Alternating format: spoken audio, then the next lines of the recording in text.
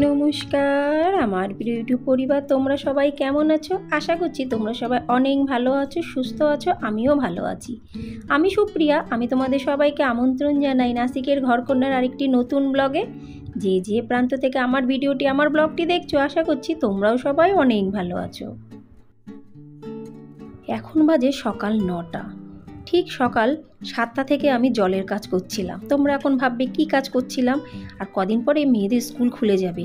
যত ব্যাগ, তারপরে হলো জুতো আর পেন্সিল রাখার জন্য এখনকার যুগে যে পাউচ পাওয়া যায় সেইগুলো, সমস্ত দুনিয়ার জিনিস, জামা কাপড় দিয়ে সব কিছু দিয়ে প্রথমে আমি ভালো উষ্ণ উষ্ণ গরম জলে ভিজিয়ে রেখেছি। তারপরে ওগুলোকে ভালো ডোলে করে করে করে কেচেছি। তার জন্য আমার এতক্ষণ সময় লাগলো। তারপরে বাসি কাজ তো তার সাথে সাথে হয়ে গেছে, মাথাটাও ঘষে নিলাম। তারপরে চলে আসলাম পুজো দিতে। বিশাল বড় একটা কিন্তু কাজ আমি করে আসলাম। মনে হচ্ছে যে আমার আজকের দিনকার যে সবথেকে বড় আর ইম্পর্টেন্ট কাজ, সেটা কিন্তু আমি করে ফেলেছি। যাই হোক, পুজোটা দিতে আসলাম। আর আজকে না ঠাকুরকে কলা দিয়ে পুজো দিলাম। কেন কি, কালকে কর্তামশাই কলা এনেছে, তোমাদের আগেই বলেছি। যা যা ঘরে থাকে সেই হিসাবে কিন্তু আমি ঠাকুরকে সেগুলোই দিই। ফল থাকলে ফল, মিষ্টি থাকলে মিষ্টি, আর যদি কিছু না থাকে তাহলে বাতাসা নকুনদানা দিয়ে কিন্তু আমি আমার ঠাকুরকে পুজো দিই। আজকে শনিবার, আমি কিন্তু প্রতি শনিবারে তুলসী তলায় জল তো এমনি দিই, তার সাথে সাথে মিষ্টি প্রসাদ দিয়ে পুজো দিই। মানে ওই নকুনদানা বাতাসা যা থাকে মিশ্রি তাই। যাই হোক, পুজো পার্বণ শেষ। তারপরে চলে আসলাম আমি ঝটপট রান্নাঘরে এসে তোমরা ভালোই জানো, আগে বসাবো আমি আমার কালো চা। তো সবার আগে একটু আগুন ভগবান মানে অগ্নি ভগবানকে একটু প্রণাম করে তারপরে বসিয়ে দিলাম এক চায়ের পটে গরম গরম উষ্ণ উষ্ণ জল। কেন বসালাম জানো? উষ্ণ জলটা দিলাম, তাড়াতাড়ি কিন্তু জলটা ফুটে যাবে। কেন কি, আজকে চা খাওয়ার জন্য এত মনটা আমার ছুঁই ছুঁই করছে, মনে হচ্ছে যেন চাটা এক্ষুনি হয়ে গেলে আমি এক্ষুনি খেয়ে নেব। কিন্তু এক্ষুনি তো সম্ভব না, কম করে 10-15 মিনিট তো লাগবেই। যাই হোক, তার মধ্যে দিয়েছিলাম আজকে প্রচুর জামা কাপড় কাচতে ওয়াশিং মেশিনের মধ্যেই। হাত দিয়ে আজকে আর পারলাম না। কিছু জামা কাপড় এখানে মেলাচ্ছি, কিছু জামা কাপড় জানলার রডে মেলাচ্ছি। বৃষ্টির সময় তো ওই জন্য কোনো জায়গায় আমি আর ফাঁকা রাখছি না। যেখানে যে জায়গা পাচ্ছি সমস্ত জায়গাতে কিন্তু আমি ঝটপট করে মিলিয়ে দিচ্ছি। জামা কাপড় মেলানো মোটামুটি শেষ। তারপরে চলে আসলাম এই দেখো, এই যে চা খেতে। চাটা হয়ে গেল, এখন মনে হচ্ছে একটু শান্তি পেলাম। আজকে না সকালবেলার থেকে আমি চা খাওয়ার একদম টাইম পাইনি। সত্যি কথা বলতে সকালবেলার থেকে আমি টাইমই পাইনি যে চুপচাপ করে দুটো জায়গাতে, মানে একটা জায়গাতে আমি 2 মিনিট বসবো, এত বিজি ছিলাম। হ্যাঁ, হয়তো আমি এই কাজগুলোকে আস্তে আস্তে করে করতে পারতাম, কিন্তু আজকে না বেশ একটু রোদ্দুর উঠেছে। তাই ভাবলাম বেকার বেকার এই রোদটাকে নষ্ট না করে রোদটাকে কাজে লাগাই। আর আজকে যেহেতু শনিবার, তাই বাচ্চাদের ডিমান্ডে আমি আজকে বানাবো পনির। আর এই যে পনিরের আমি রেসিপিটা তোমাদের সাথে শেয়ার করছি, এটা কিন্তু পুরো মারাঠি স্টাইলে। আর এই দেখো, যে ব্যাগ জুতোগুলো আমি ভিজিয়ে রেখে দিয়েছি গরম জলে, ওটা কিন্তু এখনও ধুইনি, কিছুক্ষণ পরে ধোবো। ধোয়া মোটামুটি অফ ক্যামেরাতে আমি করে দিয়েছি, জলগুলো ঝরে গেছে। আর তারপরে এই যে এতগুলো ব্যাগ পত্র সব কিছু কিন্তু জল ঝরে যাওয়ার পরে আমি সুন্দর করে কিন্তু ওইগুলো সব ব্যালকনির যে রড আছে রডগুলোতে টানিয়ে দেবো। জলগুলো যতটা যা ঝরে গেছে বাথরুমেই, আর বাকিটা এই রডের থেকে নিচে পড়ে যাবে, তাহলে আর কিন্তু আমার কোনো অসুবিধা হবে না।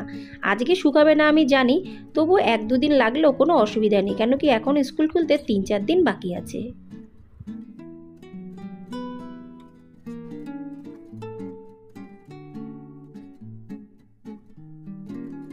সত্যি বন্ধুরা, উষ্ণ উষ্ণ গরম জল দিয়ে আমি চুবিয়ে রেখেছিলামগুলো ব্যাগগুলো বলে আমার এতটা পরিমাণে কষ্ট হয়নি। যে পরিমাণে নোংরা বেরিয়েছে, যদি পারতাম তোমাদের আমি দেখাতাম। মানে কালো কিলটে জল বেরিয়েছে। আর উষ্ণ গরম জল দিয়েছিলাম তো, ওই জন্য কিন্তু ঝটপট নোংরাগুলো পুরো পরিষ্কার হয়ে গেছে, ব্যাগগুলো মেলানো হয়ে গেছে। আর এই যে পনিরের যে মশলা, একটু বাদাম আর একটা টমেটো আর কিছুটা পেঁয়াজ, এই যে পনিরের মশলা, এটা ভেজে নিলাম, একটু ঠান্ডা করব, তারপরে কিন্তু মিক্সিতে দেবো। বিনা ঠান্ডাতে কিন্তু খবরদার মিক্সিতে দিও না, তাহলে কিন্তু ক্ষতি আছে। আর এই যে জুতোগুলোর থেকেও কিন্তু জল ঝরে গেছে, জুতোগুলো কিন্তু ভিজা, জাস্ট জলগুলো ধরেছে। এবার জুতোগুলোকেও আমি সুন্দর করে রডের মধ্যে টানিয়ে দেবো। জানি জুতো আজকে শুকাবে না, কোনো ব্যাপার না, কদিন পরে শুকালেও চলবে। কিন্তু পরে যদি আমি কাচতে যেতাম এগুলো সব, তাহলে হয়তো বেশি বৃষ্টি হতো কিংবা শুকাতো না, তখন মেয়েদের অসুবিধা হয়ে যেত, তখন কাঁদতো। ওর থেকে সময়ের কাজ যদি আমি সময়ের মধ্যে করিনি, তাহলে কিন্তু কোনো অসুবিধা নেই। জামাকাপড় দেখতে পাচ্ছ ব্যালকনিতে, এই যে জামাকাপড়ের র্যাকে কী পরিমাণে জামাকাপড় আমি লাগিয়েছি। তার সাথে সাথে কিন্তু যতগুলো জানলা আছে প্রত্যেক জানলার রডেও কিন্তু প্রচুর জামাকাপড় আমি মেলিয়েছি। আর এই দেখো, বাইরে যেই আমি আসলাম, আমি দেখছি এই 4 মূর্তি এখন কিন্তু নাচ করছে। আমাকে একটু বললো, একটু আসো না, তুমি একটু নাচ করো। কিন্তু আমার আজকে নাচ করার মতন একদম সময়ও নেই, মনও নেই। মোটামুটি রান্নাটা আজ একটাই করব, শুধু পনির করব, তার সাথে রুটি না হলে ভাত করব। যাই হোক, সবার আগে সোফাটা পরিষ্কার করি। সোফাটা নোংরা থাকলে না আমার একদম ভালো লাগে না, কেন কি সোফাটা সুন্দর করে সাজানো গোছানো থাকলে, আর মেনলি যদি সামনের ঘরটা সুন্দর করে সাজানো গোছানো থাকে, আমার মনটা খুব শান্তি লাগে। ওই জন্য ঝটপট সোফাটাকে পরিষ্কার করলাম। তারপরে আবার চলে আসলাম রান্নাঘরে। এই যে পনিরগুলো ছোট্ট ছোট্ট করে না, কিন্তু মিডিয়াম সাইজে কেটেছি। পনির মশলাও রেডি হয়ে গেছে, এখন ঝটপট করে পনিরটা আমি রান্না করে নিই।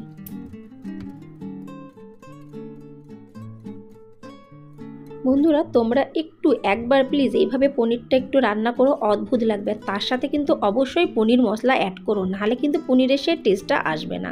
আর আমি কিন্তু সবসময় বাটার পনির মশলাটা ইউজ করি, আমার খুব ভালো লাগে এই মশলাটা। পনিরের মশলা রেডি, তার মধ্যে একটু উষ্ণ গরম জল দিলাম। গরম জলটি একটু ফুটে উঠেছে, ঝট করে কিন্তু আমি একটা পনির খেয়ে দেখলাম কেমন, সত্যি পনিরটা খুব ভালো। আর তার মধ্যে আমি ওই ঝোলগুলোর মধ্যে দিয়ে দিলাম পনির। এতটা কিন্তু ঝোল থাকবে না, পনিরের ঝোল কিন্তু কাঁচকলার আর বড়ার ঝোলের মতন কিন্তু অনেক টেনে যায়।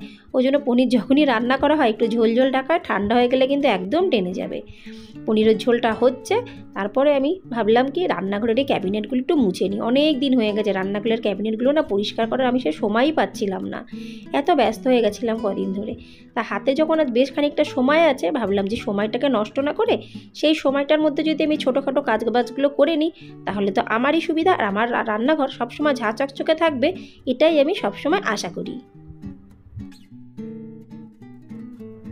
রান্নাঘরের ক্যাবিনেটগুলো সুন্দর করে মুছে ফেলেছি, একদম চকচকে হয়ে গেছে। তারপরে এই ডাইনিং টেবিলটা ভাবলাম এটাও একটু মুছে নিই। তা প্রথমে আমি ম্যাটগুলো মুছলাম, তারপরে শুকনো একটা নেতা দিয়ে মানে কাপড় দিয়ে ডাইনিং টেবিলটা মুছলাম।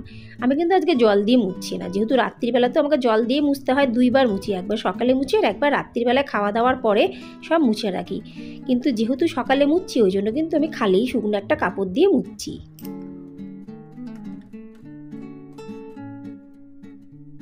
আজকে সত্যি গো বন্ধুরা, আমি প্রচুর কাজ করেছি, প্রচুর মানে প্রচুর। 2 হাত আমার কন্টিনিউ চলেছে ওই ব্যাগ আর জুতো ঘষতে। কেন কি বুঝতেই পারছো, বাচ্চাদের স্কুল ব্যাগ আর বাচ্চাদের জুতো মানে সাদা কেস যে কী পরিমাণে নোংরা হয়, শুধু আমার বাচ্চার না, প্রত্যেক ঘরেরই বাচ্চাদেরই হয়। সেটাকে নোংরাটা উঠাতে যে কী পরিমাণে কষ্ট হয়েছে সেটা আর বলে বোঝানো যায় না। যাই হোক, এটা তো করতেই হবে, মা তার এমনি এমনি হয় না, মায়ের অনেক দায়িত্ব কর্তব্য পালন করতে হয়। তারপরে আজকে আমার বড় মেয়েটি বলছে স্নান করে এসে, মাম্মা একটু মাথাটা মুছিয়ে দাও না। মাথা ধুয়ে আসলো মানে শ্যাম্পু করলো, ওই জন্য সুন্দর করে মাথাটাকে মুছিয়ে দিলাম। আমি যদি না মুছাতাম, মাথার চুলগুলো দিয়ে কিন্তু টপ টপ করে একদম জল পড়তো। মোটামুটি আমার সমস্ত কাজ বাজ শেষ, আমার মেয়েদের খেতে দেওয়া আমার হয়ে গেছে, টপ করে কিন্তু আমিও খেয়ে নিয়েছি। তারপরে এই যে গ্যাসের ঝাঁকাটা মুছতে এসেছি। এবার তোমাদের সাথে দেখা করব সরাসরি বিকেলবেলা। এখন বাজে সন্ধ্যে 7:30। আমি দেখো কি সুন্দর সাজুগুজু করে নিয়েছি, বেশি কিন্তু না, খুব সিম্পল। সন্ধ্যাটা পুরো হয়ে গেছে, দিয়াবাতি লাগানো হয়ে গেছে। এখন আমার মেয়ে দুটো রেস্ট নিচ্ছে, এরাও গুছিয়ে নিয়েছে, আমার কর্তামশাই রেডি হয়ে গেছে। এখন যাব আমরা একটু গেট টুগেদারে, মানে একটু খাওয়া দাওয়া করতে। আমরা 5 ফ্যামিলি আছে, এক এক জায়গার, একজন সাউথের, একজন উড়িয়া, একজন দিল্লি, আর আমি তো বাঙালি। তো চলো এই কয় ফ্যামিলি মিলে আজকে না আমরা একটু খাওয়া দাওয়া করব। আমাদের পাশেই আছে এই হোটেলটা, এইখানটাতেই যাব। তা মোটামুটি এত সুন্দর লাগে হোটেলটাতে, আর হোটেলটা রান্নাবান্নাও কিন্তু বেশ ভালো লাগে। ওই জন্য আমরা বেশিরভাগ সময় কিন্তু যখন অনেকে মিলে আসি এই হোটেলটাতেই আসি। আর আমরা কিন্তু সবাই নিরামিষই খাবো, এখানে নিরামিষ হোটেল আমিষ হোটেল সব পাওয়া যায়। তা আমরা সবসময় বেসিক্যালি নিরামিষ হোটেলটাতেই বেশি প্রেফার করি। আজকে সকাল 6:30 থেকে, আর এখন বাজে মোটামুটি 10:30। ব্লগটি কেমন লাগলো অবশ্যই কিন্তু কমেন্টসে জানিও। সকালের দিকে অনেক খাটনি গেল, কিন্তু এখন কিন্তু আরামই আরাম। খাওয়া দাওয়া করে চলে আসলাম বাড়িতে। এবার তোমাদের সাথে দেখা হবে আবার পরবর্তী ব্লগে, ততক্ষণের জন্য নমস্কার।